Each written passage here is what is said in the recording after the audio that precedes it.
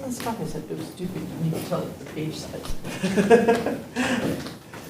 Yeah, we were getting passports for the kids, and we needed front and back for our license. Yep. I went to the copy machine, and I copied the front, took the sheet out, I put it in the tray, hit copy again, and I get the back of my license, but there's no front of my license. And I look in the tray.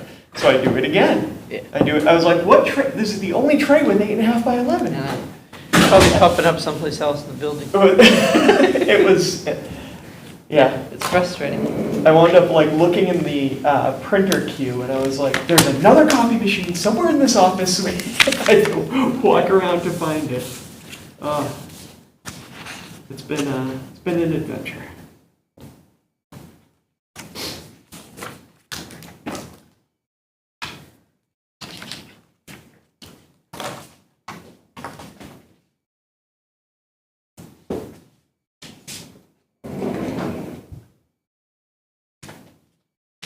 I gotta call you.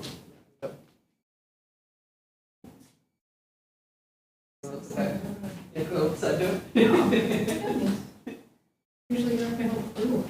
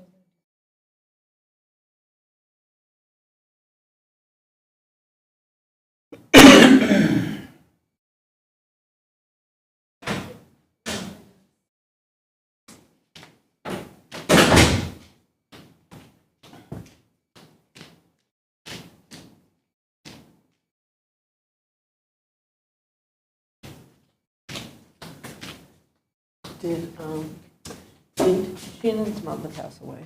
Yeah. Well, geez, why didn't someone tell me? We, the night of the last meeting. It did come up, that's why she wasn't here. I Yeah. knew she Well, was but doing that. she didn't pass away until. Yeah, it was hospice It at was, that it was, time. it was expected any day, and she passed away about But less back than a when I minute. sent a card or something, I mean, geez, she probably thinks I'm a slut. You're fine. The next thing you You're see her, if you say something, believe me, I'm sure she'll be very appreciative. Yeah, yeah, but I think she's excited to be here tonight.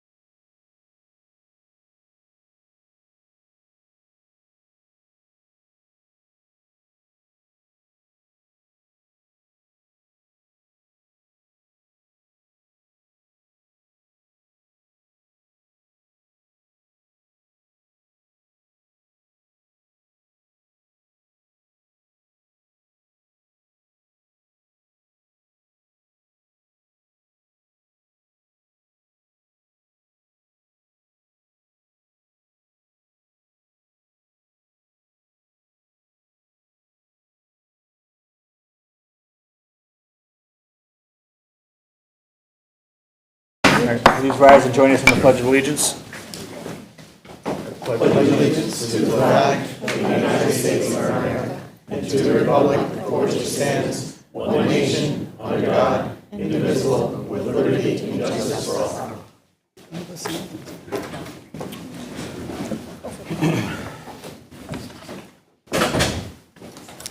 Good evening and welcome to the Attleboro School Committee meeting of Monday, April 24th, 2023. Just your reminder and notice that this meeting is being electronically recorded. We're going to start tonight with our public hearing on the proposed fiscal year 2024 budget. This public hearing is about the proposed budget submitted by the school administration in the amount of $97,517,044 as was published in the Attleboro Sun Chronicle. If there is, as with public hearings, when we have members of the public present, we will ask for people, if there's anyone to come and speak in favor of this proposed budget. Then if there's anyone to speak opposed to the proposed budget, and then if there's any member of the public who wants to speak about the proposed budget, but neither for nor against. So we'll start tonight by asking if there's any member of the public who would like to address the committee at the public hearing in support of the proposed budget of $97,517,044.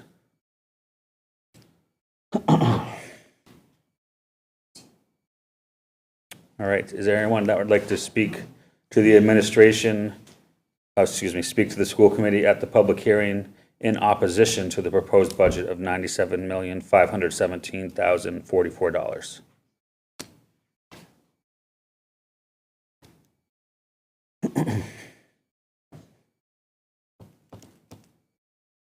All right. Is there anyone who would like to speak about the proposed budget of $97,517,044, neither for nor against the proposed budget? Come forward. Please state your name and address. My name is Dorothy Lamar, and I live at 192 Park Circle in South Attleboro. You can actually, oh, yeah, that's fine.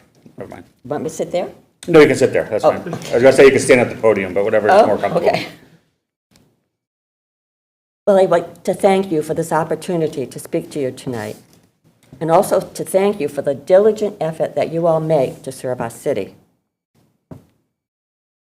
The budget shows that $18,000 has been allocated for new books for the high school library.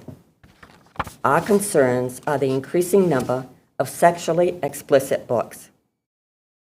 It is our understanding that students at middle and elementary schools can order any book to be sent to their own library without any monitoring. Books like It's Perfectly Normal and Genderqueer are inappropriate, but currently in the high school library. And we do have excerpts from these books for your viewing.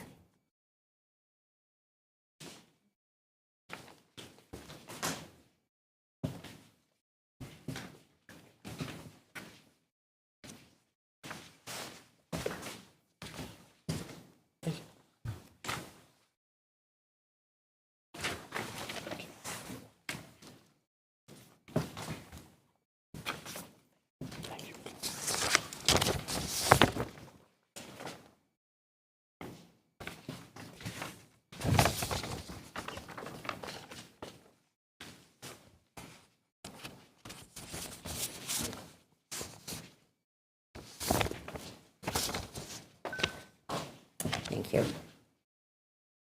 We would like these books replaced with ones that foster a healthy and knowledgeable view of sex education and life. We can make a presentation at a later date that why we think these current books are detrimental to our children's well-being. Today, we are asking for a moratorium on the purchase of any new books or material for the library until parents can have input and a mutually accepted policy is developed for the purchase of these books. Thank you for hearing me tonight, and thank you for each one of your help. Thank you.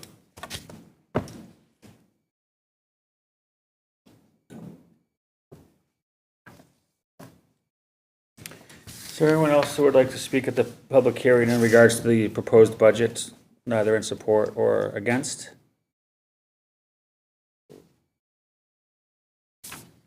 All right, I will close the public hearing, and I thank the members of the public that came tonight to speak in relation to it. It's not all that often that we have members that come forward, so thank you for your time. I will close the public hearing and move on to the business agenda tonight. We start in our agenda with the Spotlight event, which is for the Welcome Center. So I'll turn it over to Ms. Regan to do introductions. Thank you, Chairman Withers. So tonight, we are thrilled to have the Welcome Center as our spotlight presentation. The planning, coordination, and execution of this new resource for our community would not have been possible without the two individuals that are here with us tonight leading this effort from scratch, from the ground up. And so it is our pleasure to introduce to you our Director of Family Engagement and Assistance, Ms. Joanne DePalma, and the Assistant Director of Family Engagement and Assistance, Sarah Angelowski.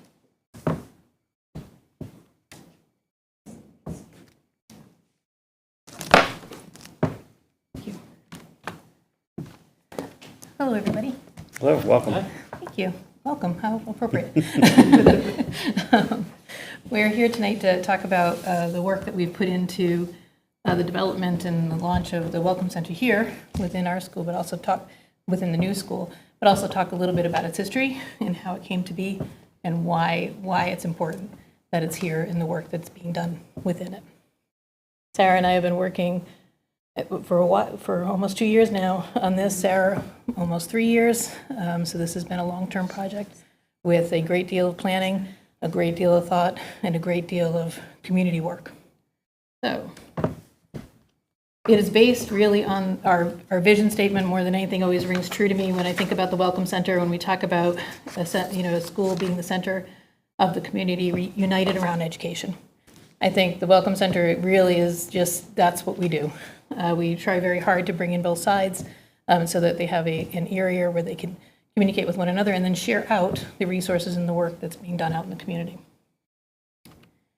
Our essential beliefs play a role in this because when it comes to our strategic plan, our essential beliefs are, I'm sure you're familiar with them, the conditions of learning, quality learning experiences, successful mindset, and a value of education. We find that our kids can't do any of these or access any of our essential beliefs, or we can't work on the essential beliefs if our students aren't getting what they need. If they're not able to access the curriculum due to whatever circumstances that are going on in their life, it's very difficult for them to be able to have a valuable learning experience. We find that what we can provide are some of the supports that they need in order to make sure that they are able to come to school prepared, able to come to school and think about learning rather than all the other worries that they could be having.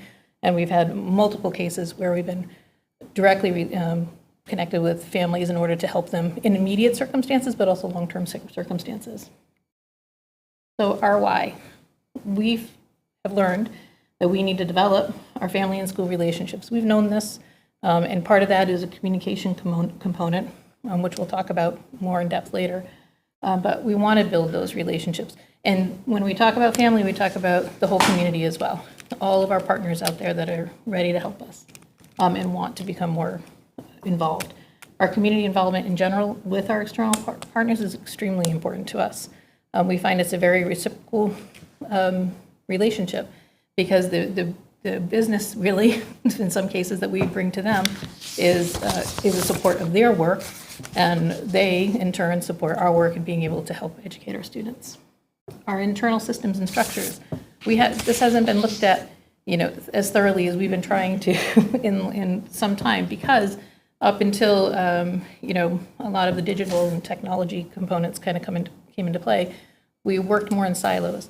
And as a former principal, in the beginning, it was more like that. We tried very hard to align, but now as we're having more ability to connect and more ability to streamline and more ability to align, it's benefiting everybody. So it's a consistent response to situations, a consistent process. All of those things that we're working on will matter in the long term. So that's a long-term piece of work that we're doing, but it matters a great deal. Communication, both internal and external. We found that that's something that we're still developing, we're still growing, we're still teasing out and making better. But that's a very focused, I would say, area of ours, where we're trying to make communication clean, efficient, reach the audience that we need it to reach, which is not an easy task. We really also feel that we need to develop a needs assessment for our families and community. We want to reach out and get more feedback. So to make sure that we're connecting with the partners that we need to connect with in order to really serve our families and our students.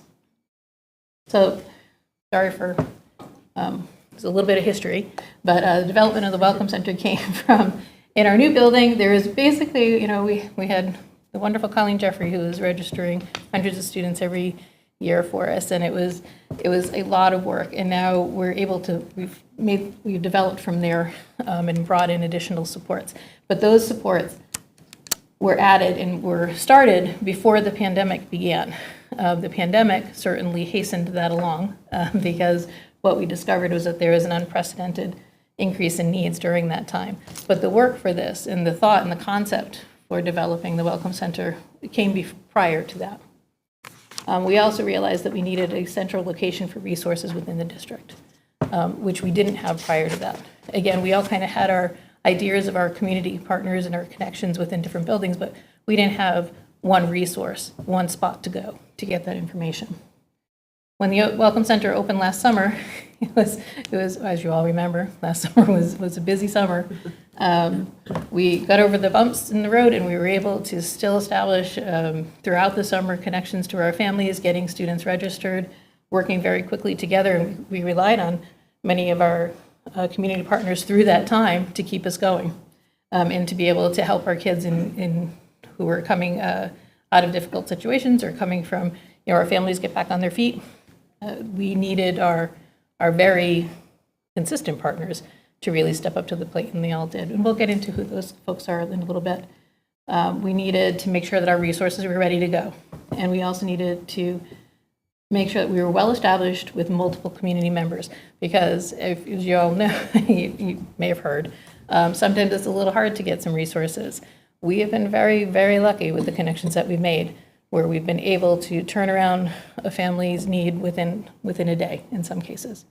And that speaks volumes to the work I feel that we've done in order to connect with local organizations and even private businesses for either mental health or other supports.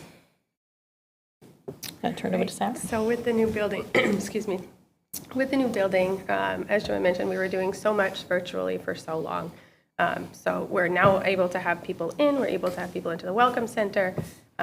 And as you walk in, there's a variety of things that we can help you with. One of them being the staff that we have there. We have Colleen, who has been here. She has this institutional knowledge, so she moves people through registration.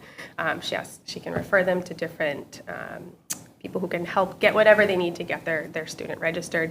And then we have Jess, too, who is multilingual. She speaks 3 languages, so that's been instrumental in moving families through the registration process, but also building relationships with them and having that initial touch point. If they do need resources, if they do need connections, she's there to help us move through that. And so along with that new student registration, families can come in, we can support them with the transportation applications throughout the school year, with things like lunch applications, learning if they qualify for waivers, how to find translations. We have a lot of questions about Aspen come through, and so we're able to help families with some of those things, and if we can't help them, we refer them on. And one of the biggest things that we've found is we're there to answer questions. We have families come to us with questions, community members come to us with questions, and we've just become that touch point. There was a school to career job fair a few weeks ago, I believe. And one of the community members emailed me and said, there's a job fair. And I said, I'm not aware of the job fair. However, we were able to find out the contact from School to Career for Ms. Marshall, and we just connected them. And so it's been great to be able to answer all of those questions from community members and families that maybe they wouldn't have had another touch point there. We have connections, like Joanne said, to resources. We have printed information within the Welcome Center, but we also share that with our building-based liaisons, referrals. We have on-site hours with resources. Right now, we're working with Manic Community Health Center. So they're here once a week. So APS families, rather than going to the center and scheduling appointments that way, they'll book it through us. They'll come right here to the Welcome Center. They have intake, scheduling, insurance navigation, and so we can also provide transportation for that to get families here. So those connections have been great to have in person. We also have computers available. Families can continue to use those, hotspots for loan. And again, we have access to the translations and interpreters, and those are, of course, available in buildings. But now that we have them at this, the registration and at this level, we can help families in a much more in-depth way. We had a family come through that was, they were on a refugee status. So they came in, we got them transportation, we sat down with them, we hired interpreters over a few meetings, and we were able to get the family so much more support because we had access to those things as they came through. And then we also have the website that we are working on, and it's continuing to develop. But we have some how-to tutorials on there for families. That's where all of our community flyers are now, as well as our resource guide. And part of those how-to tutorials that we've developed they're all on our website. And so what where they've come from is frequently asked questions that come to us through parents, through schools. We surveyed clerks, and so we're still in the process of completing, but we're developing a series of tutorials to help families through a variety of tasks, from how to view your report card, how to translate a newsletter. So those are all on the website. So this is just a snippet. This is a new one. It will be released within a few weeks, but this is how to access the website from your app, from the app. And this is just the quick version. It was just to give you kind of a taste of where we're going with being able to provide families just real quick resources, because we do, hear a lot, well, I don't know how to do that. And we find that visually matters, and we can certainly print out directions, but the visual component certainly helps, I think, everybody. Particularly, like, our community flyers page is underutilized at the moment, and we need to really get that out there. But all local community flyers can be found there. So if you're interested in sports or anything like that, it is all there.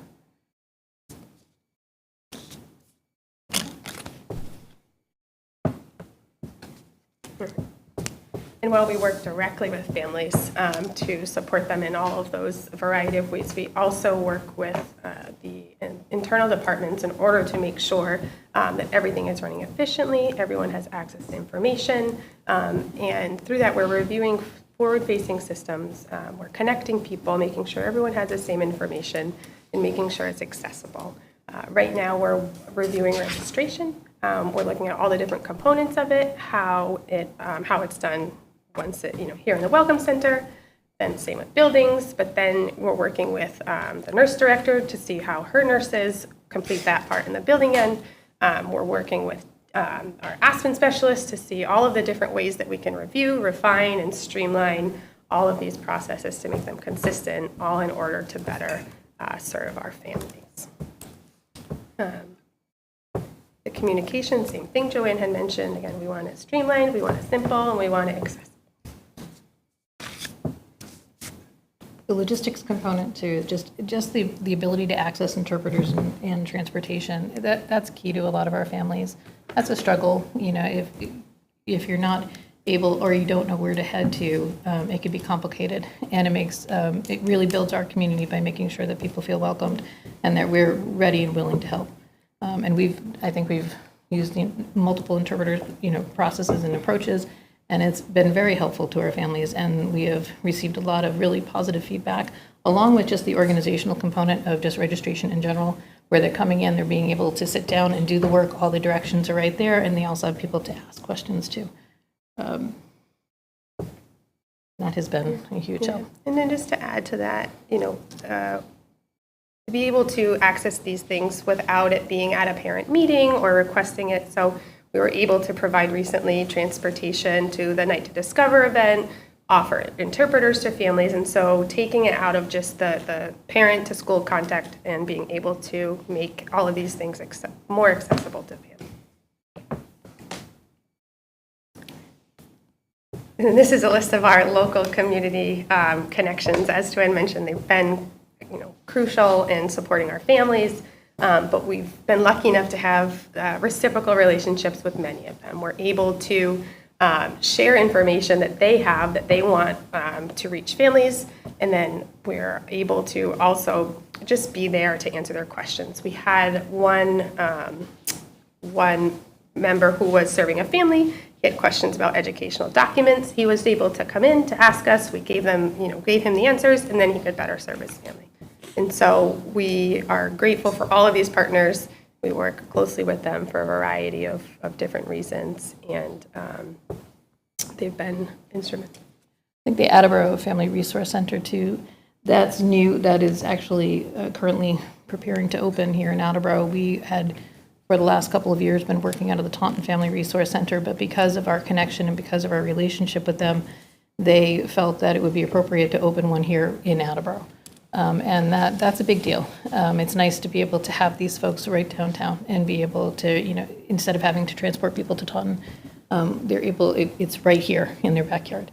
And that's important for all of our families, because Resource Center does they do everything from housing to heat to mental health to legal to financial. They have a wide range of opportunities that they have for families. And we're able to directly refer to any of these organizations for assistance. And I'll tell you, everyone on the group, when we have called, they have answered our call typically within a day, and been able to assist us almost immediately. I think this goes with the same relationships that we have with our community resources. This is the same with the organizations and different groups that we sit on. This is a list of just a few of them, and it's been crucial, again, to be there and to make these connections, but also to stay informed. We're aware of what's happening, we're aware of what's available, so that we can then bring it back.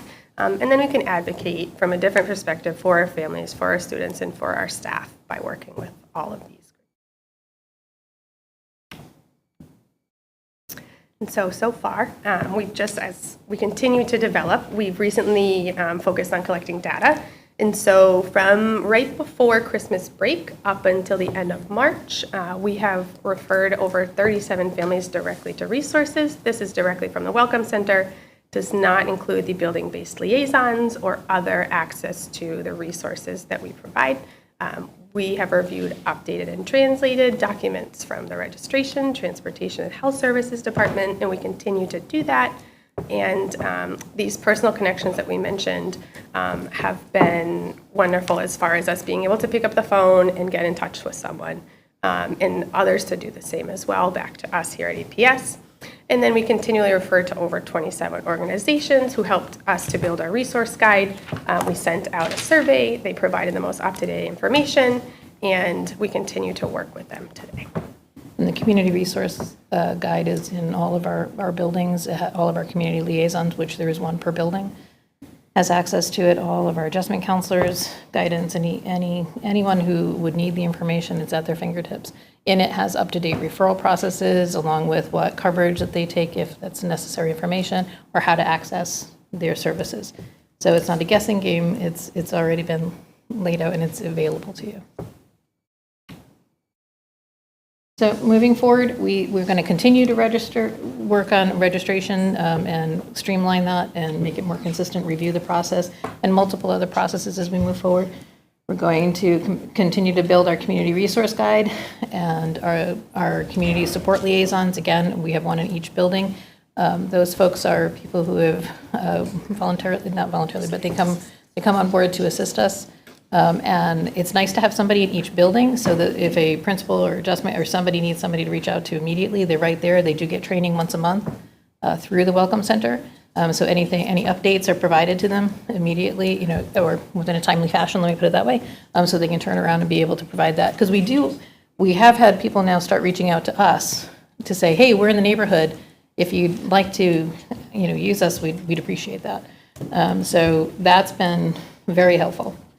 One of our big goals is to reestablish the Welcome Center newsletter and make sure that we're reaching out. That'll be part of our marketing component for the Welcome Center as well.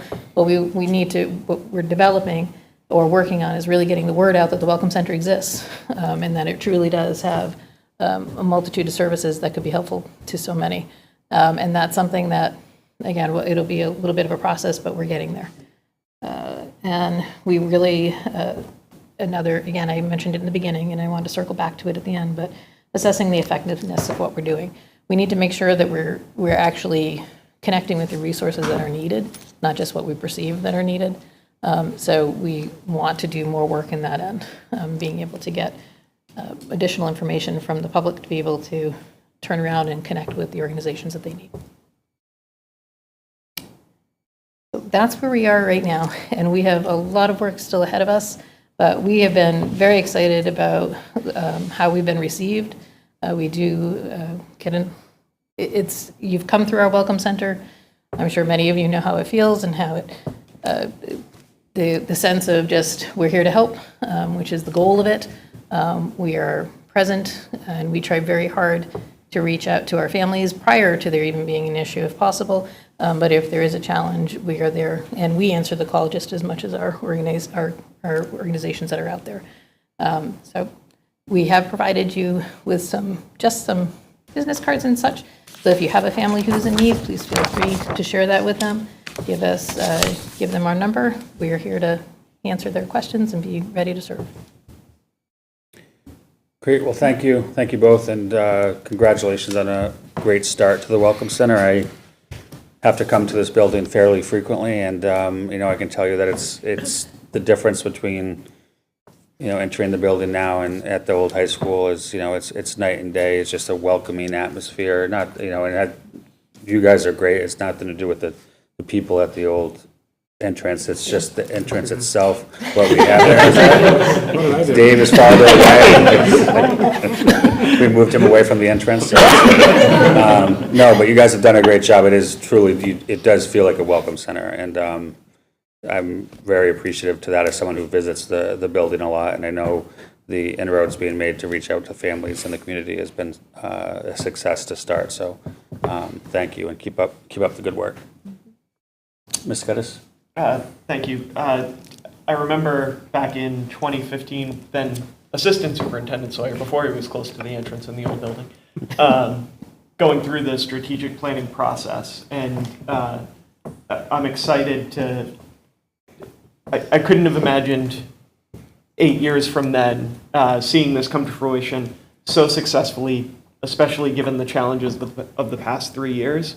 So it's very exciting, as Chairman Withers said, to have so much more of a welcoming environment, but also to finally be able to really have a central resource that our families have badly needed, probably for decades at this point.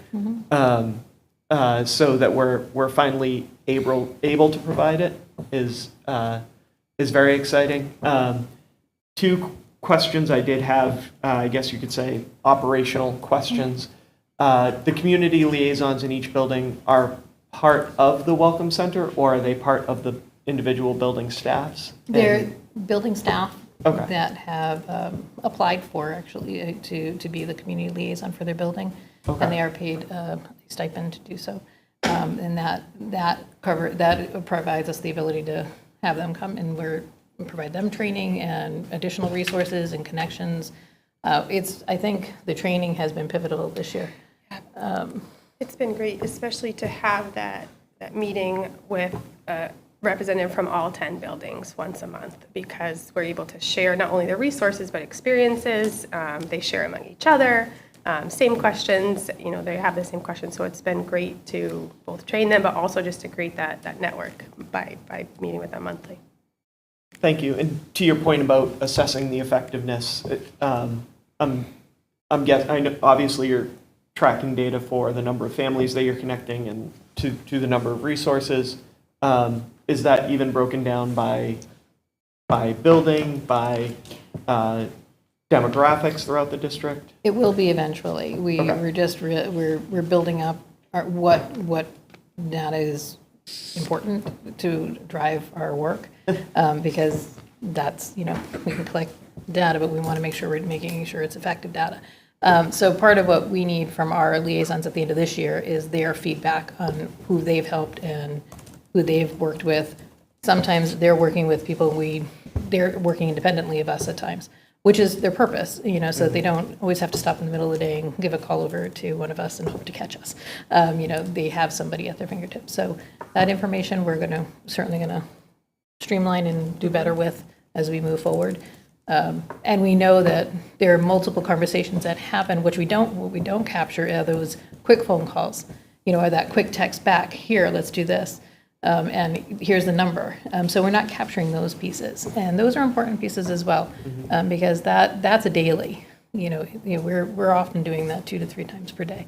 One of us is responding to someone. So that we have to figure out how to capture a little bit better.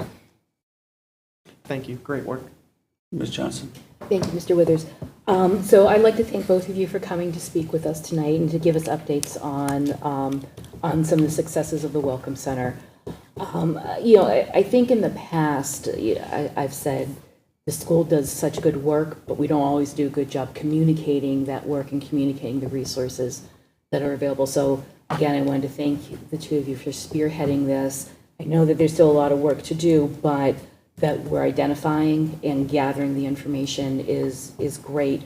In the past, it's been spread. The subject matter experts for different topics have been spread out amongst the different buildings, siloed. So the fact that we have a single point of contact, plus reaching out to each of the buildings is, I think, great not only for our school community but for the community at large. So thank you for that. One thing we often say is our community, there's strength in the diversity of our community, and you've already acknowledged that there's some ways that we want to reach out and capture what we might be missing. So I was wondering if you could speak a little more to some of the things that you're considering to make those contacts within the community. The how-to part? Yes. Well, surveys always come up. We also know that we survey out people, so we're trying very hard to find the balance there. Part of our feedback would be any data that we do collect throughout the year, and which can come from a variety of sources. Our teachers know our families really well too, so we want to reach out directly to our families, but our teachers can often speak to, I know that this happened this year, I know that this is a need. Right. So we need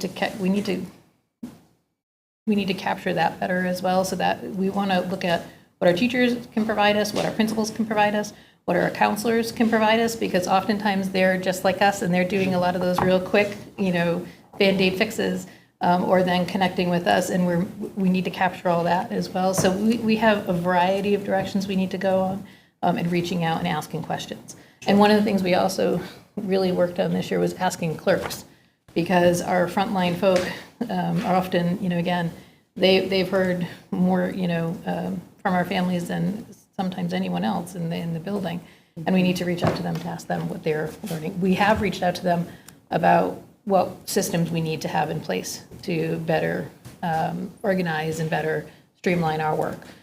So that's been very helpful. So there's quite a few directions we need to go.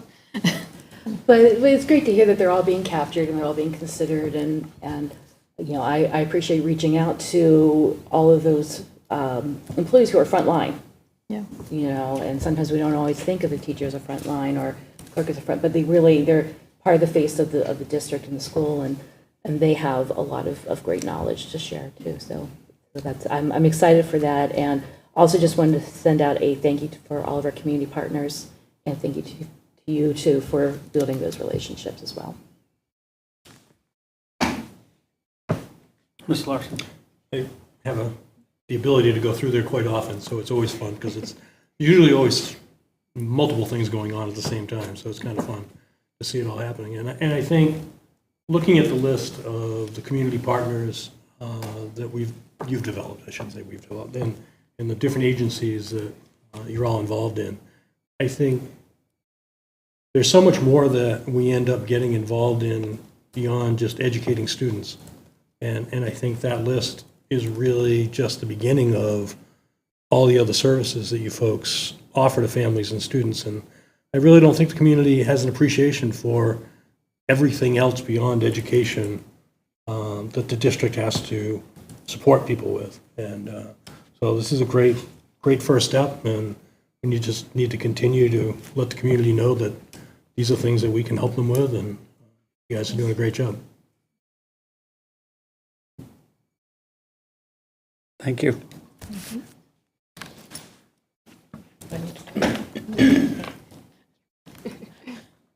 Thank you. Thank you. Thank you. All right, next we have our Student Advisory Council update. Mr. Miller, Mr. Medeiros. We don't have anything to report today. I'm sure all the students enjoyed our nice spring vacation. We're working on the senior showcase presentation for one of the next meetings, so we'll have more then. Great. You got a clean shave, though. That's something. First thing I noticed. Who's the new guy? All right, thank you. Superintendent's report, Mr. Sawyer. Thank you, Chairman. I have two brief updates for the committee tonight. The first is that Attleboro is hosting its first career fair Wednesday, May 3rd from 4 to 7 at AHS. This is for both city and school openings. So anyone who wants to work for the city of Attleboro in either of those capacities, there'll be people on site to be providing information for vacancies that we have, potential openings, screening, providing information on how to pursue certain careers. There'll be members from various departments through the city. So we're very excited to be able to host that and work with the city as partners in trying to fill the many vacancies that in this labor market the city is struggling to fill. I would also say that there's more information in a flyer on the website and on Facebook. So anyone that's interested in that, again, May 3rd. And then I just wanted to say that I'm looking forward to joining the policy subcommittee meeting on Monday, May 1st, to talk about cell phones. As I said I was going to at our last meeting, I met with the assistant principals district-wide, got their input on where they feel like we need to go as a district, and I'm ready to talk that out with the subcommittee and discuss a plan of action for how to pursue a potential policy. So be ready for that and looking forward to it on Monday. Thank you. Budget? There's no new developments in Okay. the budget situation. I don't know if Mr. Furtado has anything specific he wants to add, but we find ourselves pretty much where we last discussed things 2 weeks ago. So just the budget amount that was published, and that was the subject of the public hearing, $97,517,044. That's the net school spending amount, right? The minimum set by the state, correct? And has there been any indication from the city side that they'll be able to do better as we've done in the past, or do we still feel like that is where they're claiming they're going to be able to fund us at? The 97,517 is marginally less than half a point above net school spending, and that is where the city believes they're going to be able to fund us at. You know about dollar amounts, how much more than net school spending that is? Is it?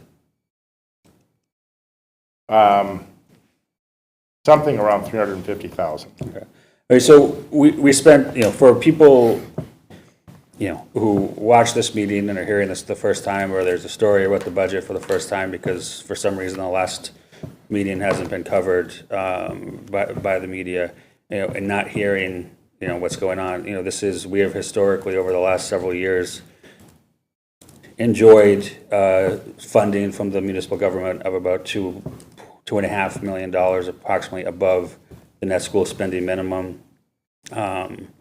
It's something that this committee and the administration and the community, frankly, has worked very hard to get the municipal government to get to over time. A lot of sweat, equity went into getting that done. There was a meals tax passed that $1 million was earmarked to be above net school spending for the schools. There was agreement reached with prior Mayor Dumas to half of the levy each year, and then there were commitments by successive mayors to fund above that, to where we've come to expect at least $2 to $2.5 million above net school spending, as has been discussed. And as we've discussed at meetings before, as Superintendent Sawyer, as I think eloquently pointed out over and over again, that still puts us woefully underfunded. And in a situation where this city and its residents need to decide what we want to do with education funding going forward, realizing that the city can't solve the problem on its own right now in its current status quo. So we talked about that. We talked about, 2 weeks ago, I think this committee was surprised to hear that the administration saying they couldn't fund us above net school spending. We had a long discussion about that, so I'd urge people hearing this for the first time to go back and watch that meeting, because we talked about it. We talked about how, that's a result of, frankly, failures of the past administration to properly plan for spending. I mean, how this could happen is upsetting and surprising, and it should bother everyone, frankly. We don't need to get into that again tonight, but I would just urge people watching it, if the paper's going to cover it, we talked about this ad nauseum 2 weeks ago, and I think if nothing's changed from the municipal side, nothing I don't think has changed from our side.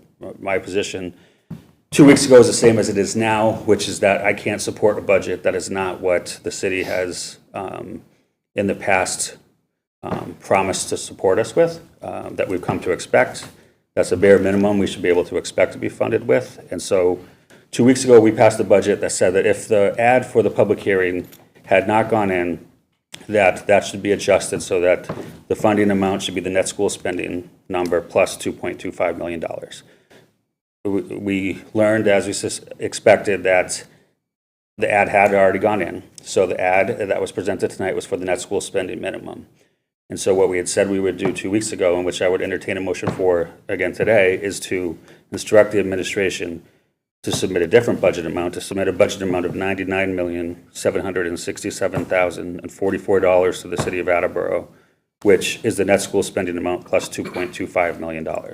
So that's a motion that I'd be looking for tonight. So moved. Second. Discussion, questions about the budget number, about the budget proposal? We had a lot of details provided by the administration. Mr. Storrs? Well, first I want to just start off by saying, whatever it was 10 years ago, give or take, when the whole restaurant and hotel tax was, it was passed with the promise that $1 million of that would always come to the schools. And that's never not happened until now. And that is sad. To me, that is breaking a promise. And I know it's not the same person who made the promise, but the city of Attleboro, when they imposed that new tax on people, made a promise that $1 million of that would always come to the schools. And here we are for the first time, that's not happening. I do want to verify, though, that the number that was just presented is, can you verify that, please? Because I don't want to be above the 2.25 above. I want to make sure that we got the right number. That's the correct number. That is the correct number. Thank you. Mr. Geddes? Thank you. I think to Mr. Storrs' point, I think in our last meeting, Mr. Domenici verified that over the last 3 years, that was the average, the 2.25. Yes, the average. It's been upwards of like 2.5, and as we know, during the campaign, during the election, we were promised an extra $250,000 as a campaign promise, and here we are not getting the 250. We're not getting the 2.25, 2.5. Yeah. My question for the administration, I had raised it at the last meeting, again, pending whether or not the ad had gone out, was what would be lost by that 2.25 million. I know we talked about the exposure to ESSER-funded positions that we had hoped to be able to bring on to our regular operating budget this year. Now we hope to be able to do that for FY25. So I guess, how much are the ESSER-funded positions in total, and then what other opportunities are lost, whether it's additional teachers in specific buildings or programs that we're not going to be able to fund that we thought we were going to be able to fund? Yeah, so I would I would say that, remarkably, the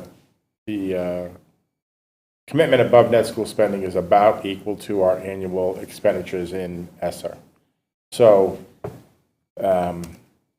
obviously the opportunity to stop migrating people off of ESSER is lost. And there's certainly indications and reason to be concerned about 25 especially on the municipal side, being a more precarious situation than even this year is. So the likelihood of that $2 million bouncing back in '25 is pretty low. Based on today's view of 12 months from now. But we'll see. So that's a significant challenge. That'll be a significant challenge to the schools if that holds, especially because as ESSER runs out, you got to pay the piper. In addition to that, I think the superintendent has been very clear and eloquent on all of the supports that our school district does not have vis-a-vis other school districts. And again, as professionals guiding a public school, we certainly have the aspiration and desire to provide our students with the same opportunities, and those are lost through this as well. So just to clarify, as a follow-up, so right now the ESSER funds cover about $2 million worth of personnel. Operating costs, yeah. So, and then the other 250,000 would probably be additional staff that we will not be able to bring on. The other follow-up question I had, thank you for confirming. The other follow-up question I had was, you said we would lose the opportunity to stop migrating staff from ESSER funds. Have some of the ESSER funded positions already been brought onto the operating budget and the 2.25 million remain, or? Yep, so we've I mean, it's not really a meaningful migration, but we brought a couple of folks over already. Again, as a district, when you're looking at a $2 million cliff, that's a pretty daunting prospect. So while you're certainly not going to migrate $2 million over, you do want to peck away a little bit, and so. But it's not. It's probably $150,000, $200,000. It's not anything that's going to be substantial enough to provide cover for the end of next year. Thank you. So, again, I think in the last meeting, I tried to make clear that I know that the current administration is walking into a new job. They didn't create the situation. I said all my comments are, with that caveat in place. I think I am hopeful that the city administration will find a way to fund us at the level that that a motion has been proposed and seconded for, as has been the history. As I suspect the mayor would like to if she could, but the fact that we're in this situation, while not maybe surprising to some people personally, should be a damning indictment of the financial management by the prior administration. And, it's something that everyone should, it needs to be remembered, because this is unacceptable to be in this situation now, where we are $2.25 million under where we should be, when we're $10 million under where we should be anywhere. So, I just want to make that clear, because I've been clear that I don't blame the current administration for this situation, but there is an outgoing administration that bears a large responsibility for this, and I hope people realize that. Mr. Larson? Thank you. I made some of these comments a couple weeks ago, but along with your comments, I think it's important for the community to realize the last 2 or 3 years we've not been fully funded to the budget that's been passed. Municipal government has been using free cash from the past year to use one-time funds to pay operational expenses in the upcoming year, which, from a financial point of view, is one of the biggest disasters that I can think of. You're just setting yourself up for what I think we have now come to have to live with. The city spent just over $9 million worth of free cash between the end of September and the first part of February in this past year. $500,000 of that did come to the schools, but it was the hole that was left in our budget for this year that they intended to use, again, one-time funds for operational expenses. And Mr. Furtado and I have been having this conversation for the last 3 years, that we've been petrified that the music is going to stop at some point. And I fear that we have now come to that point. And just poor financial management of the past has now come home, and the city is going to have to deal with it. Mr. Geddes? Thank you. Great point, Mr. Larson. I completely agree. I guess my next question, now that we recognize fully what the situation is for FY24, I started to ask this question a couple of weeks ago also, has the city started to indicate any type of plan to prepare for FY25 in it, knowing now that it looks like that might even be worse? Like, we're, as terrible as the situation is and as frustrating and as disappointing as it is, we're lucky we're not losing, we're losing opportunities, but we're not losing any actual staff at this time. But that looks like it could be likely a year from now. So I guess, has there been any communication or any brainstorming or discussion about how to avoid any significant issues for next year? No. I think that we are, a department in the city, and I think that our circumstance, budgetarily speaking, is not unique. I think they've got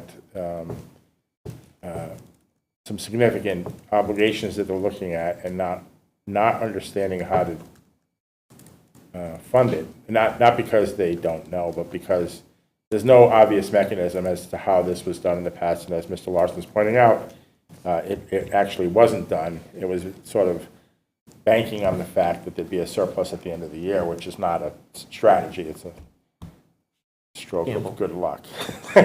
So I think that the situation with 24 is so significant. Again, nobody has the answer to how to find $2 million. Even on a $150 million budget, that's not an easy thing to do. It's certainly not going to be done in the 6 or 8 weeks they've been in place.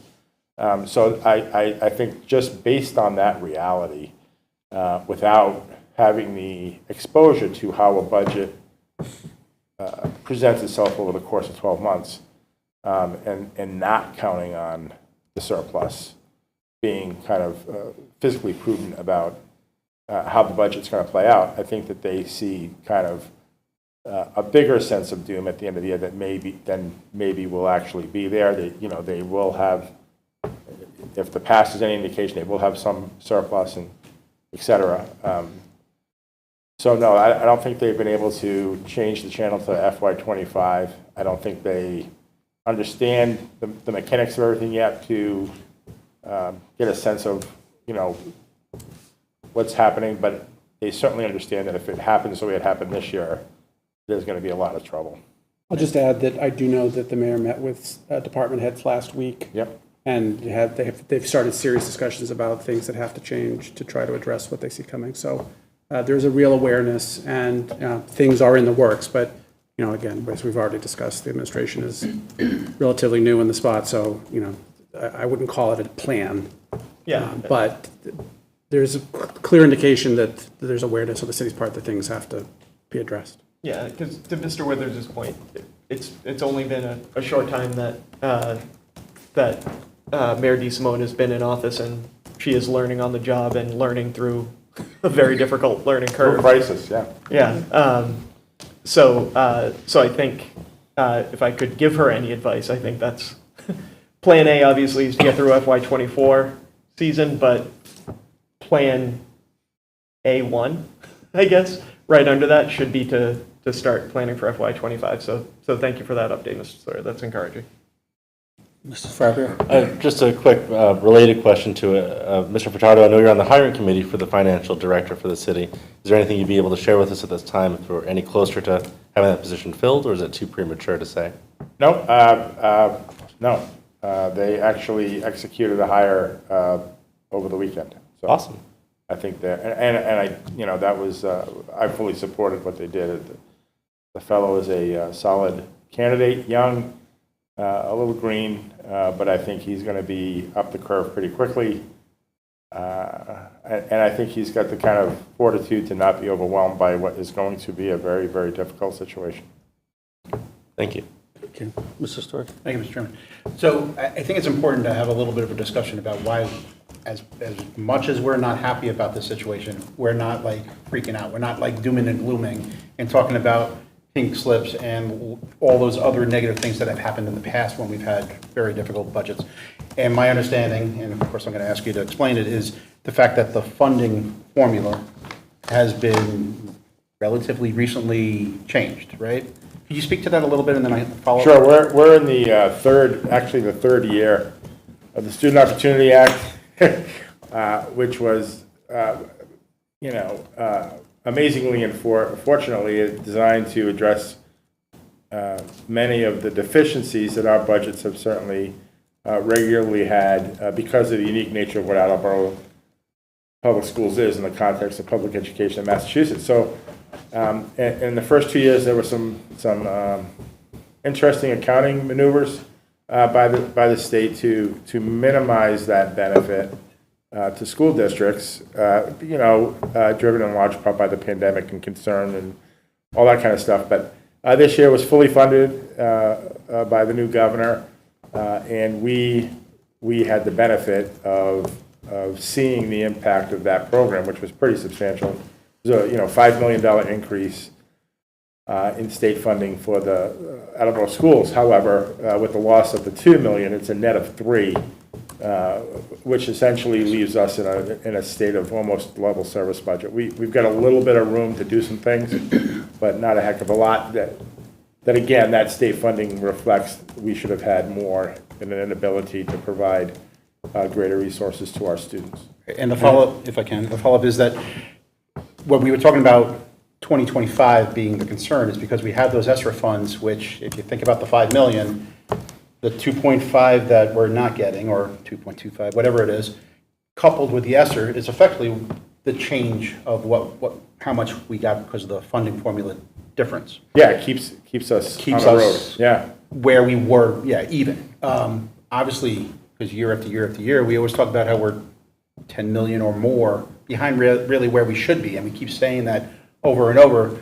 When the funding formula was changed, when that happened, we thought, okay, finally, we're going to make up some ground, and here we are, one step forward, 2 steps back kind of thing. Right. This year would have been 24 would have been the first real opportunity to gain some ground, and then this also happens to be the year where we lost the $2 million. Yeah, and I think we're lucky this year that we're not facing a cliff because of the state funding, and I think what was mentioned in the last meeting is that we remember where relying on state funding year over year has gotten Attleboro in the past. I mean, that's what drew the rug out from under us in 16. Yep. Is that you have a bad year of state funding, and instead of being $2 million over as a starting point, you're back at net zero, and you can't make up $2 million in a year. Right. And so that's what's so concerning. We're lucky that we have the state funding this year, but we also know how volatile that is, and that's what's gotten us in trouble in the past, is relying solely on state funding. It's partially what sets Attleboro at the bottom of, when you look at our funding as opposed to other communities, is that we're reliant so heavily on the state funding as a percentage of our budget. And to have that $2 million cut out as a starting point, if next year when the state funding potentially goes down a little bit, it's disheartening. Mr. Larson? Just kind of building on that, but for 25, I mean, right now we're $4.5 million off for what 25 is going to be. Somewhere between now and 25, we need to find $4.5 million. Because ESSER will be gone, and we're still going to be short $2 million. Yes. Mr. Manchi? And Mr. Larson hit on one of the points I wanted to make. We still have 3 years of the Student Opportunity Act to potentially increase the state contribution, but we can't rely on it being as big a contribution as this year was. So right to Mr. Larson's point, unless it's 4.25 million above what they gave this year, we are in trouble. next year, unless the city can figure out a way forward. And I really hope that they can. New administration, new hire is a financial director. I hope they're looking beyond 25. Like, we really need to get to the point of like 5-year planning, 10-year planning, because otherwise we're just kicking the problem down the road, and every year we're just looking to, put a Band-Aid on something. And to your point, the $10 million that Superintendent Sawyer has talked about, I mean, the reality is, we funded, at least as of last year, was 103.3% of net school spending. And among the dark communities, that put us at the bottom. The average spend of the dark communities was 116% above, and the average spend in the Commonwealth was about 125% above net school spending. So when we talk this 10, we're not even talking about getting to the middle. We're talking about getting to a point where we think we can do all the things we think we need. And that seems just so far away. It always has. I had hope with the Student Opportunity Act that we could really start to bridge that gap, but it really does rely upon the city being able to keep pace and potentially increase. So, we're going to have to buckle up, because we'll survive this year, but I am concerned for 25. I'm concerned beyond it, because, we really as a city need to be looking beyond just the next year.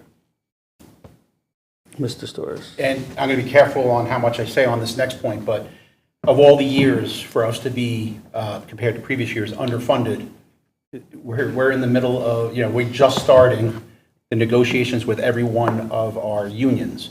So to find out that we are being underfunded by the city compared to previous years, while we're going into those negotiations, is extremely difficult. And it just puts a lot more difficulty on what we need to do.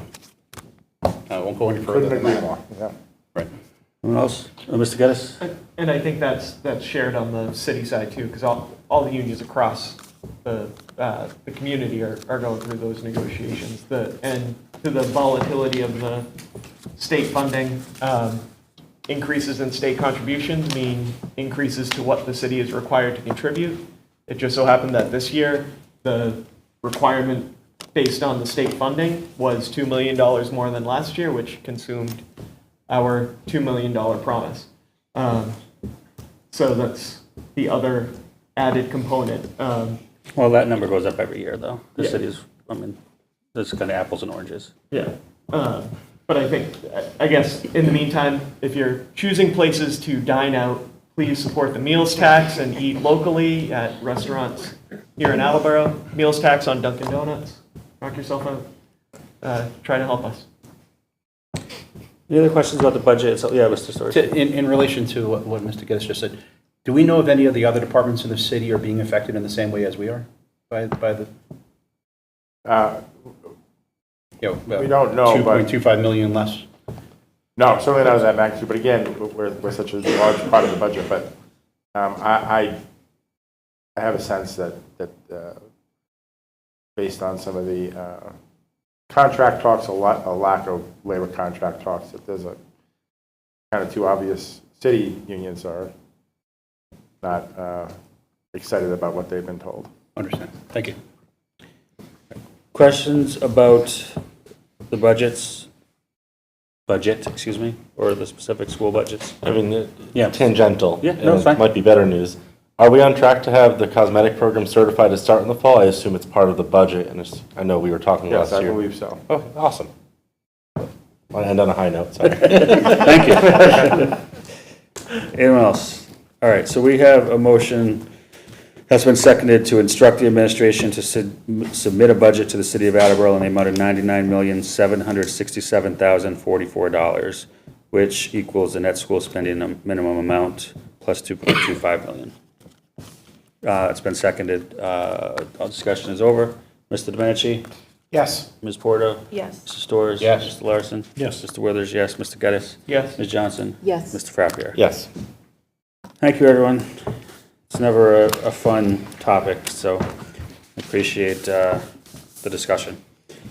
Next, on happier news, we have our annual motion to appoint Superintendent Sawyer as the Bi-County Collaborative Representative for the Attleboro Public Schools for the 2023-2024 school year. So moved. Second? Any questions? Yeah, Mr. Frappier? Are there any districts that participate that don't have the superintendent or assistant superintendent take part in that? No. Okay. Thank you. You happy to serve her again, I assume, Mr. Sawyer? It is my supreme pleasure. All right, that's what I wanted to hear. All in favor? Aye. Any opposed? All right, minutes. We have our minutes from the April 10th, 2023 meeting. Minutes were circulated with the materials. I'll entertain a motion to approve. So moved. Second? Any discussion, edits, questions? All in favor? Aye. Consent agenda, 2 items. Motion to accept a donation in the amount of $5,000 from the Feinstein Foundation for the Studley Elementary School for having a golden ticket winner. And a motion to accept a payment in the amount of $23.25 from the Bay Style Textiles to Hill Roberts. So moved. Second? All in favor? Aye. All right, open forum. Is anyone who would like to address the committee at open forum tonight? All right, I'll close open forum. New business, Superintendent Sawyer, we had, someone spoke at public hearing today about books in the curriculum. That's something you can look into and report back to us. Absolutely. So that, I'm sure we'll be getting questions. I'd like to be able to have the facts before we respond. Will do. All right, thank you. Any other new business, Mr. Domenici? Just a note that I think everybody probably received several different invitations. It's always a good time of year to get the invitations to the Attleboro Community Academy and the high school graduations, and even I believe the City of Attleboro's Veterans Services agent may have also sent out invitations for the Memorial Day Parade. I always think it's an honor that we're asked to take part in that, and I just wanted to acknowledge it and look forward to it this year. The Pride celebration as well. This weekend. Yes, thank you, sorry, also I believe that's June 3rd. Yeah. Yeah, thank you. Anyone else? I'll entertain a motion to adjourn. So moved. Second? All in favor? Aye. Thanks, Steve.